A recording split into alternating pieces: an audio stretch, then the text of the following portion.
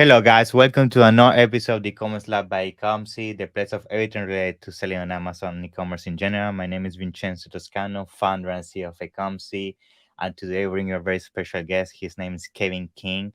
He's a very well-known person in the space. He's an Amazon seller. He's the host of the AMPM podcast. He has his own brands across, many different niches. He has also an amazing in-person event called in the Billion Dollar Summit, which we're also going to be talking a little bit about that, and many more things, which I'm sure Kevin, once he does his intro, is going to tell us about. And for me, it's a pleasure, to be honest, to have Kevin today because I've been following him from the very beginning.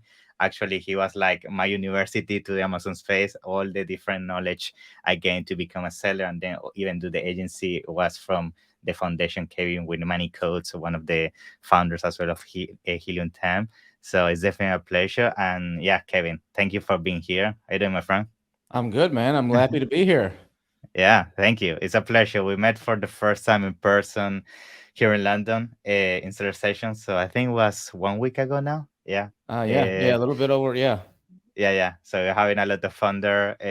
I mean, amazing speakers there, amazing people connecting and coming all across the globe. And for me, yes, it was great to meet you there. And when we're having the discussion, it was definitely a must for me to extend the invitation to have you on board because I know you have a lot of knowledge when it comes to, the latest hacks and strategies to sell on Amazon. And let's be honest, nowadays, each day Amazon gets more and more tough, and I'm pretty sure those tips can be very handy for a lot of sellers. Now, before we jump into that and all the technicality, I would like to give you a few minutes to, give us a little bit of intro about how you jump into Amazon space. Who is Kevin King? Because I know you're very well known, but still there might be some people that might not know you, and it would be great to learn a little bit about your background. Yeah. sure. Yeah, I've been doing e-commerce since before Google existed. So Google came around about 1999 or 98, somewhere around that 99 2000. Yeah. I was actually selling things online starting in 1995, and before that, I was selling things via the mail, via the post. Wow. And so I've been doing this direct to consumer, direct marketing is what it's technically called for a long time. And I started selling on Amazon, I think, in 2001.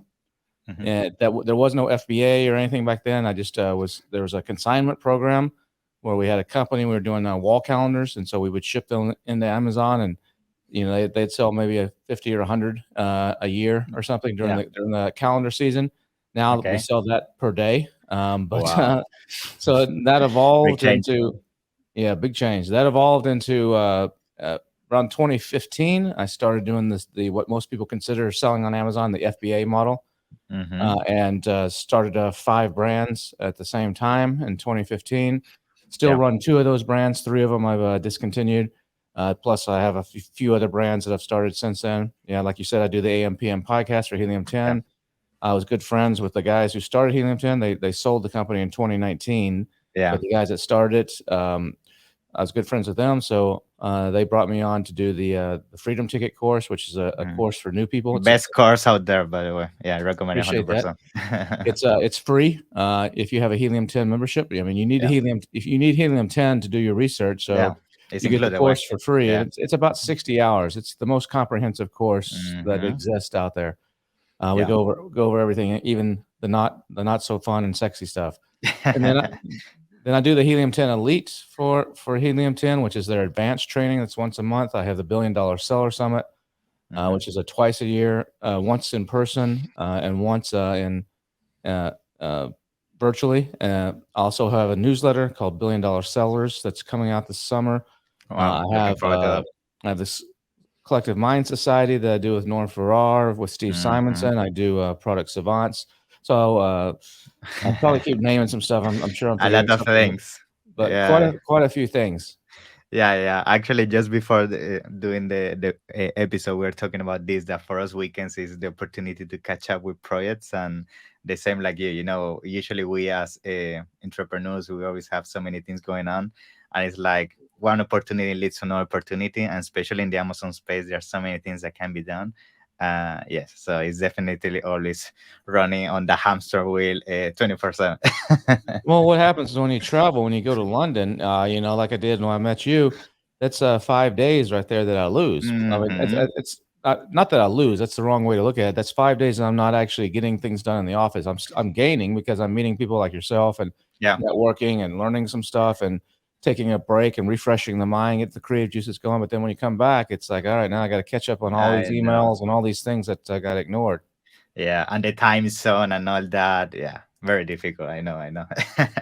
And now, let's get started a little bit with, what I had in mind to cover today, which is basically some of the latest things going on in the Amazon space right now. And one of the things that I found very interesting is basically what is going on when it comes to launching products on Amazon nowadays and what is working and what is not working. So, I know you have a lot of experience on that field, and maybe you can bring something to the table in terms of what have you seen right now working really the best when it comes to launching products on Amazon in terms of PPC or giveaways, etc., and all of that. Yeah. Well, it depends on if you're a new seller or if you're an experienced seller that's been doing this for a while. It's a different approach or Mm-hmm. slightly different approaches. So there's some caveats there, or if you already have a following or not, on social media or something like that, or Mm-hmm. you have your own email list. But the main way that most people are still doing it is PPC is the above board way, just heavy dose of PPC, really Mm-hmm. high tacos to begin with for the first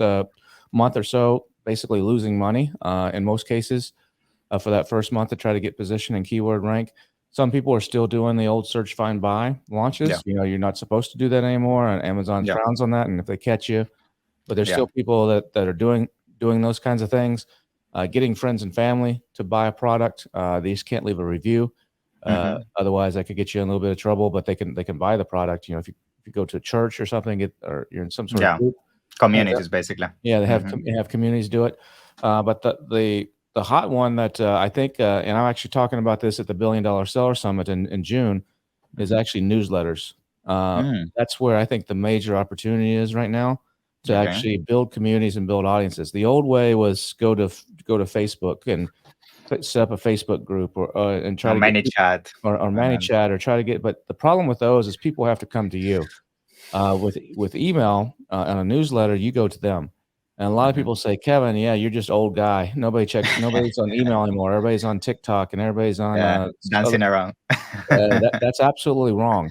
Email is still the road that most people travel on. That's true. They may not check it every day. They may not, but email is where it's at, and you're in control. When you set up a Facebook group or a TikTok channel or Instagram channel to try to build communities, that's not your community. That's Meta's community. They're That's the right. ones that own that community. They can shut you down at any time. In most cases, you don't even know who those people are, other than their name that shows up on the screen name. You have no way to really. You can DM them, but they limit Mm-hmm. that, to a certain number. Otherwise, it's considered spam. So you have no true control. The true control is if you have the customer's name, email address, SMS, if possible, their phone number, and their actual physical address. Those are the things that every business should treat like gold. Yes. If you're not trying to get that information, valid information, not BS. Like, I mean, I'm doing a party at SellerCon, which is happening here in Austin. Yeah. I saw it all over the place. Yeah, it's called Carnival of Dreams, and Yeah. people sign up for that, and some people give a bogus email address, and Mm. we just sent out a message that to the people saying, here's an update, and some of those came back as invalid emails or And you undeliverable. take them Those away. Yeah. people's tickets got canceled Mm. because the whole point is we're throwing a massive cool party, but we want to know who you are, and so that doesn't mean we're going to spam the crap out of you, but we want to know who you are and be able to reach you. That's the whole point of doing it, so that we can build community. And so if you're not going to play, then we're not going to play either. So, Yeah. but that's making sure they're valid. And there's lots of tools that will do this, but when you set up and I'm not talking about a lot of us, when I say newsletter, every ad agency out there, every software company, they have a newsletter that they send out, but these are all promotional. These are Okay. this is our latest new feature on the tool. This is, Mhm. look at this success story with our client. They're very promotional. I'm talking about if you're selling, like in the pet space, we're doing a company right now. One of our companies is we sell sustainable pet products. So pet Mhm. product, we'll sell a life jacket for dogs, and that's made out 80% of the product is made out of recycled plastic bottles that came out of the ocean, for example. Okay. So people that are interested in dogs, are passionate about pets and dogs, and they're also passionate about the environment. We mix those two niches together, and that's what we target. And to do that, what we're doing is we're building a newsletter around dogs. So it's not a newsletter around Kevin's company. Here's our latest cool new products. It's a newsletter around dogs. And what we do is with the technology that's out there right now, by combining some of these cool software tools that exist, along with AI and along with Web3. I was gonna mention that. I bet you can can automate the whole thing. Yeah. You can do some. No, you can't automate the whole. You can automate the whole thing, but it's not. You need a person or two overseeing it. But whereas I did this 20 years ago, before all these tools existed, and we had 5 people doing it. Now you can do it with 1, maybe 2 people. It depends on the level you want to do that, and some of that could be part-time, depending on how often you're sending these out. But what you do with this newsletter, we're not just sending the same newsletter to everybody, because with AI, we can when someone signs up for the newsletter, we can say, what kind of dog do you have? Oh, I have a Dachshund, or I have a Beagle, or I have a German Shepherd, and then we can tailor the newsletter so that it's almost like a personalized feed. That some of the stories are the same for everybody, but some of it's how to train your Dachshund, and here's tips on on Dachshund. So you're getting stuff very relevant to you. With AI, we can have people upload a picture of their Dachshund, and then every day they get a new picture, like almost like a new meme, with their dog featured in the picture. So every day they're wanting to open that newsletter to see what kind of cool picture of their dog is coming across. Maybe it's a dog's birthday and he's wearing a little birthday hat with candles or whatever. You can do all kinds of cool stuff, automate this with AI. And then you build engagement. We have games in it. We have other stuff in it. We can do affiliate links in there, so we can test. Like maybe we're thinking, maybe we should, we're thinking about selling this one dog treat. Let's push some traffic to Amazon to somebody else's listing, or I could do trades with other people and see, if our audience likes that. Maybe they do. Then like, well, look, we got 5,000 subscribers on our newsletter. 250 of them just bought this dog treat. Maybe we should consider doing this, because that means that we could probably launch something with these people. And then when you have it's got to be like 90% content and maybe 10% promotional. And then you come back, and when you're launching a new product, you have a built-in audience to launch this new product and go launch it on Walmart or Amazon or whatever. And it's fully legit, fully above board. And then we're tying NFTs into it, Web3, to where we're doing membership stuff. So if you if you have an NFT, these are not NFTs, little JPEGs that you're hoping that making millions that you're gonna make. You buy it for $100 and it's gonna be worth $1 million next year. That's not what we're doing. The NFTs are more like membership cards. It's more like trading club. Like a club, like but it allows us to do some pretty cool stuff on the blockchain, where when you buy our product, we can actually, you can scan an NFC, not NFT, but NFC code on the product with your phone, and that can automatically drop something into your digital wallet, like another NFT, like a bonus NFT, or like an additional something. If we know you're a Dachshund person, you might get an extra NFT of some cool Dachshund, and that gets you rights to get 10% off your next order or whatever. There's all this kind of stuff that you can do. Now, this is not necessarily something that a beginner maybe can do to launch their product on Amazon, but if you're an experienced seller, especially if you already have a list, you could start this, and there's major opportunity here. And awesome. That's what we're doing right now, and it's a little bit more advanced, but I think you're going to see that Amazon is becoming more advanced. Launching on Amazon is not what it used to be, where you could just find something on Alibaba, stick your logo on it, and that's over for sure. I mean, it still happens. I'm not going to say it doesn't happen. But if you're trying to make a real business out of this, and actually for us in the West, in Europe and the US and Australia and Canada and so on, we need to make real money. We need to make, 50, 100,000 plus a year, to support ourselves or our families. Now, if I'm living in Pakistan and I can make $1,000 a month selling on Amazon, that's life changing. So it's all relative. So you could look at different level of products, but that's Amazon is now. It's a true Amazon is selling. E-commerce is becoming more and more of a true business, and you got to be thinking outside the box and thinking of different ways that you can gain leverage and compete. And that's where a lot of people are kind of stuck, and they're saying, "Oh, this Amazon thing is over." It's not. Amazon's still massive, still the best place to launch products. It just needs to be the shopping cart of choice for people rather than the focus. Fully agree. Fully agree. And I think something that maybe you can also do with this newsletter is that you can even use the refer bonus, and you can get some 10% by bringing this outside traffic, right? From Yep, these you could. Yeah, users. there's tools out there now that track all that stuff for you. So if you refer your friends, you can. I mean, I'm doing it right now. If you go to billiondollar sellers.com, not billion dollar sellers, but $1 billion sellers. It's a very basic, rudimentary site because I just put it up as a test about a week ago. And people sign up for a newsletter that's I'm doing for the Amazon space coming out this summer, and it'll be in July when it debuts. But I'm doing is the first 500 people are going to be on the beta list because I want to test it, make sure the formatting's right, make sure everything's right. They're going to be getting it first. But in order to be in the first 500, you got to either be one of the first 500 to sign up, or if you're not, and right now I'm already way past 500, you can you can move up by referring people. So there's people right now that are referring that maybe when they signed up they were number 820, but every time you refer someone, you move up 10 spots. So that's one guy's referred like 50 people. So now he's in the top 500. So you can do things like that, but you could do that with discounts on your product or earn free product. There's so much things you can do. Yeah. That it's an amazing opportunity. Yeah. And what do you think, Vincent? That I think it would be a great idea to ask you, because I'm pretty sure you have experience with this. Is how do you see the strategy of using the inserts right now on products? So I guess this could go side by side with the newsletter strategy. You could onboard them into the newsletter, upsell the other products. What do you think about this strategy right now, and if it's working based on your experience, like with inserts properly done work. If you put a little, people have to see it. When I order a lot from Amazon. And a lot of times I'm just throwing that stuff away. The insert's tucked into the instruction manual, or it's buried, or it's a little business card and you can barely read it. It needs to be in your face. It needs to be like a huge stop sign, like stop, or, some bright color, or some. Or if you don't do this, the product's not going to work. Picture, or whatever it may be, to make you stop and pay attention. And then if the offer is good on there, then it works. The problem is a lot of people say, get the free PDF or register your warranty. Those in most cases aren't going to motivate a lot of people.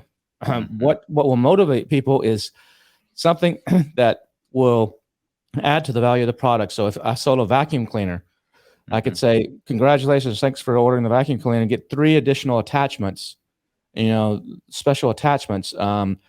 Just pay shipping and handling and they're yours free. And I'm actually selling those on Amazon for, $12.95 a piece, so that you can go buy them.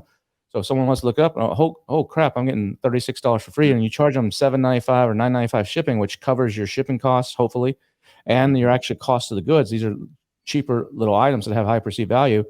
Or you can do, if you don't want to do free plus shipping, offer them something just totally free. Like with our dog products, what we do is we have people register, get a sample pack of treats. So we'll say, we'd love to send you a sample pack of our additional treats. Just go to this website.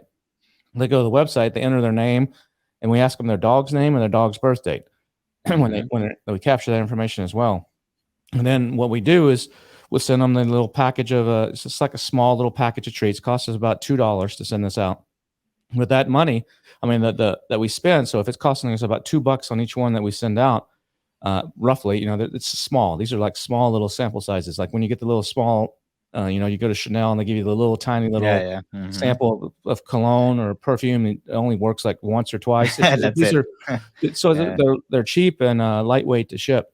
But the return on that investment, for every 10 that we send out, we spend $20, but we get a couple sales usually off of that as well. So that's like that's part of the ACOS or the tacos. It's just like running an ad, and we get people onto our list.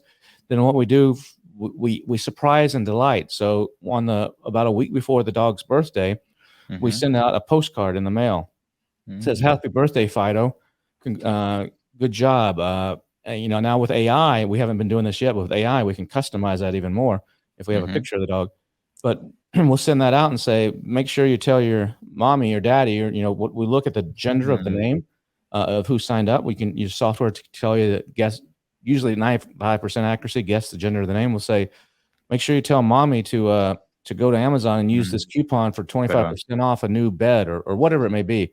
You do those kinds of things, it works. So the trick with inserts is the one thing you cannot do is ask for reviews. Yes. Amazon I know. technically says you Mhm, can't divert traffic away from Amazon, mhm. but that you're not diverting traffic, you're providing extra value. It's part of That's the experience of buying. part of the Yeah. experience. And if you look at all the big brands, Sony, you name it, Toshiba, they all put inserts or rebates, or they have different things in the package. This is nothing new. It's nothing wrong with it. But Mhm. what Amazon doesn't like is when you're using those to influence reviews, and Yeah. that's where you guys stay away from. So in our inserts, we don't even mention go leave a review. I mean, we used to do a little trick that said if you leave us post a video to our Amazon listing, Mhm. we'll Yeah. give you something. And that to post a video, you have to actually write a review too. You can't just I post a see. video. So, I see. but we Okay. quit doing that. Amazon doesn't like that. Yeah, it's But catching that, up with that. Mhm. but those are Yeah. some of the things you have to think about. I mean, there's lots more. Yeah. Um, with inserts, and you got to surprise and delight and deliver value to get those names. People aren't just going to give that up. Yeah, for sure. And I think talking about reviews, I guess you agree with me that one of the only things realistically we got left right now is Amazon buying, right?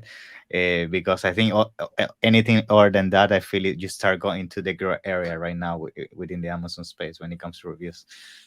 Yeah, Vine is the best thing that you can, for sure, that you can use. Now, the problem with Vine is if you're selling It's something, harsh. well, there's a couple of problems. One is those reviewers a lot of times are more critical. So I know. make sure your product is good, or you're going to get slammed, and Hmm. that'll hurt you. The other is that sometimes you don't get a full take up. You can give away 30 units, but sometimes they don't. They don't Like take the them up. product Yeah. that you're offering is like, oh, this is the 27th dog leash we've seen this month. I don't need another dog leash. So that's part of the problem too, is you don't always get a full take up. And so it's hard to control. Sometimes you wipe it out really fast. You have something people want, but if it's, just another commodity or another Me Too product, it's can be difficult to get Hmm. those to get taken up. And the others, people always say, how do you get reviews? If you're not going to cheat, you go to Vine, or you sell more products, because 1 to 2% of the people will naturally leave a review, just naturally. That's right. Hmm. Now, It's a must have. Hmm. if some people like to use the little follow-up emails, that some of the different software tools have, Amazon has one built in. In my opinion, that worked in 2015, 2016. I used those tools back then, but I've quit using them for the last several years. I think they just annoy people, and Yeah. half the people have opted out. I don't use them. Some people say, well, I don't, it doesn't matter. I'll use them if I send 1,000 outs and I only get one Yeah. review. That's one review I wouldn't have had otherwise. And you could think of it that way, but for me, it's just like, I'm just not going to bother people. Yeah. No worry. Awesome. And now we talk a lot about the newsletter, which I love the strategy because I know that I think one of the things that's putting brands apart in terms of success and failure right now in Amazon is having that community outside of Amazon, because with PPC being so expensive in some categories, relying only on PPC is difficult to be able to scale the brand forward. And the reason why I point this out is because I have seen lately people mention a lot about external traffic like Google Ads, influencer marketing, so on. And I wanted to hear your take on this. I wanted to hear what you feel about this strategy like Google Ads, influencer marketing. Have you used them? Well, And if you feel realistically they bring a big jump and benefit when it comes to scaling your brand on Amazon. Yeah. Google ads can definitely make a difference if you do it right. Google's ads can be a little bit tricky, but 25% of the traffic coming onto Amazon comes from Google. People, Hmm. most people start their search on product search on Amazon. I think something like 60%, 60, Hmm. 70%, but 25% of them are starting on Google, and another small amount on Bing and a few other places. Hmm. But those, those should be a major focus for you, whether you're using tools like Amped or some of the other tools that are out there to Hmm. help with that. Using the brand referral bonus, if you're brand registered, can help mitigate some of those costs, but that's important to do.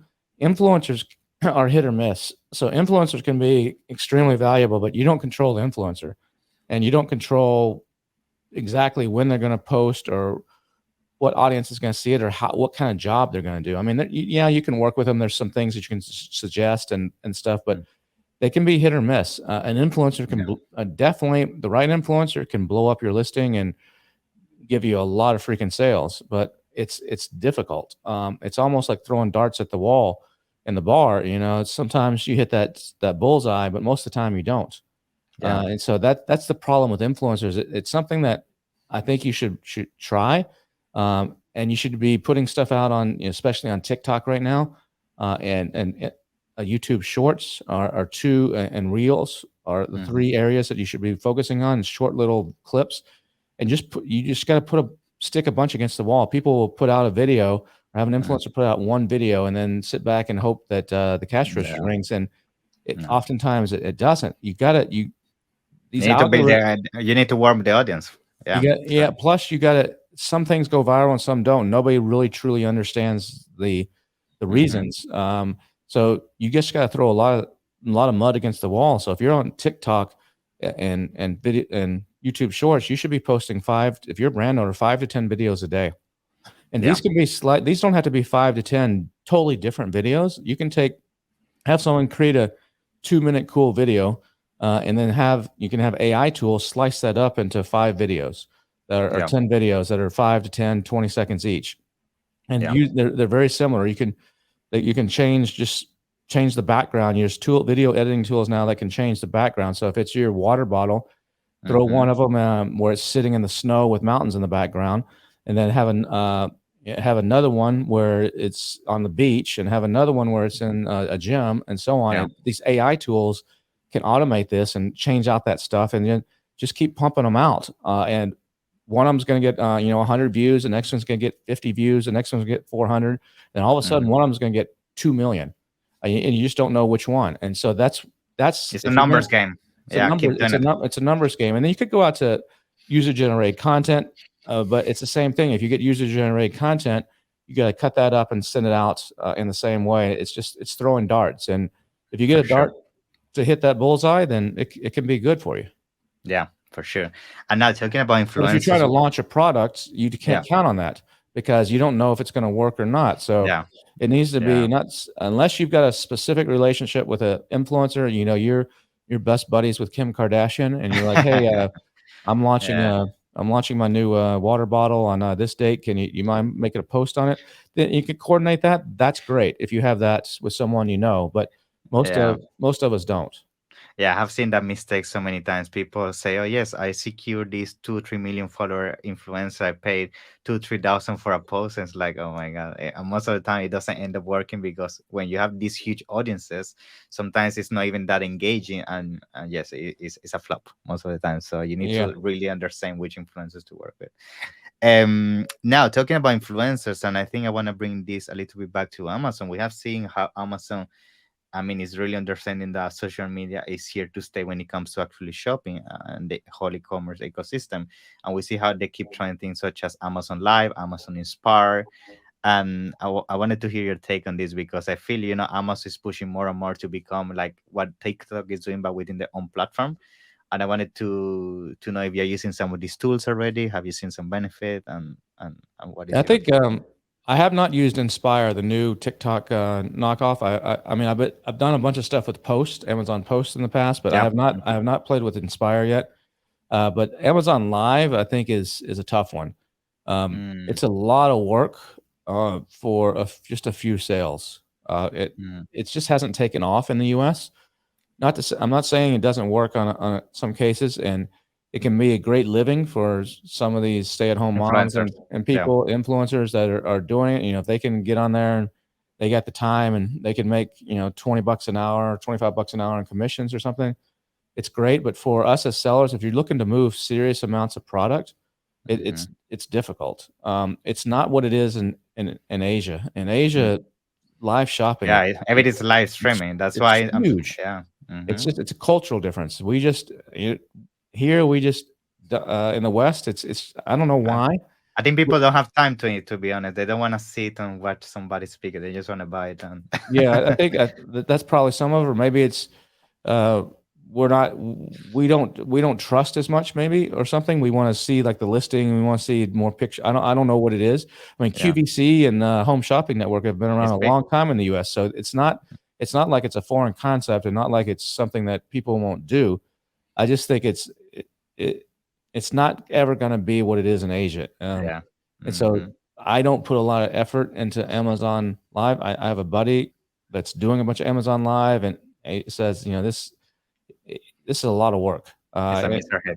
Yeah. Yeah. Awesome, awesome. And now to conclude today's episode, I wanted to hear your take on what you think about Walmart, and what is going so when as a marketplace compared to Amazon. Just to hear your predictions, because everybody's also lately been talking about Walmart.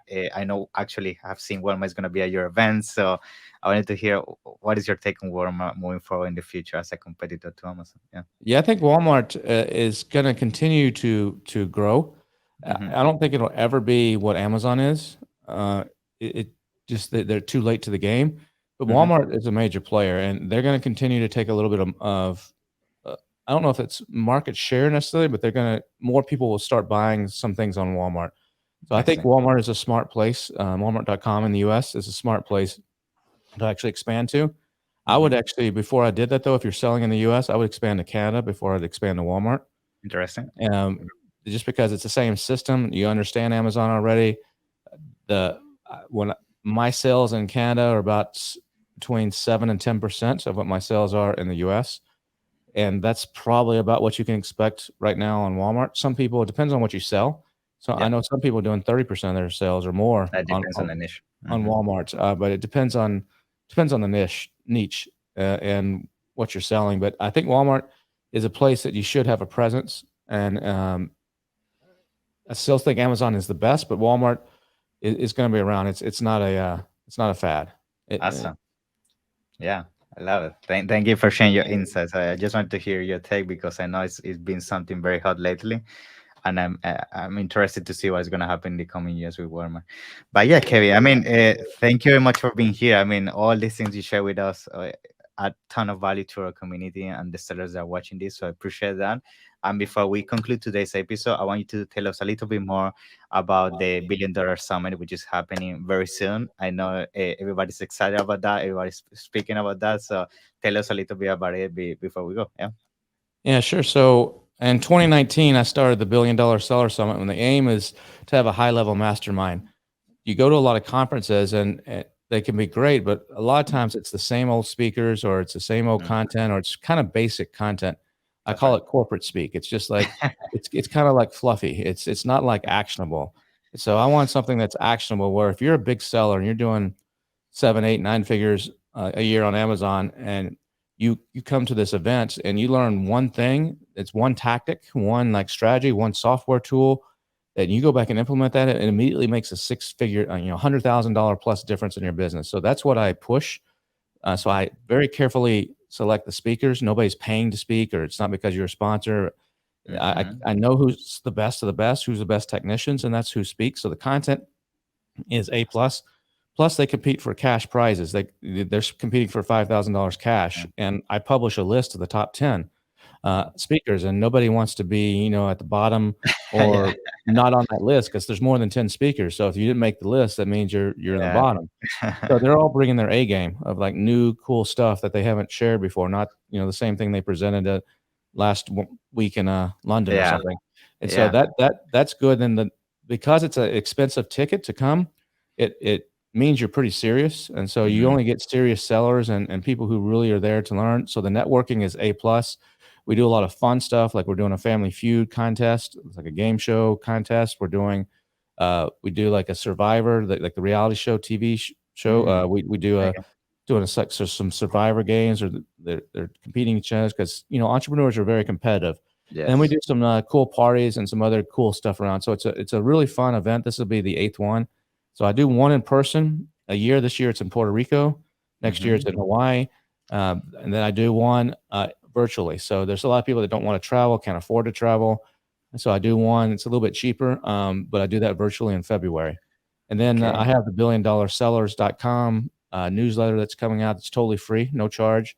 That'll be coming out starting in July. That's going to deliver value, really good value, 3 times a week.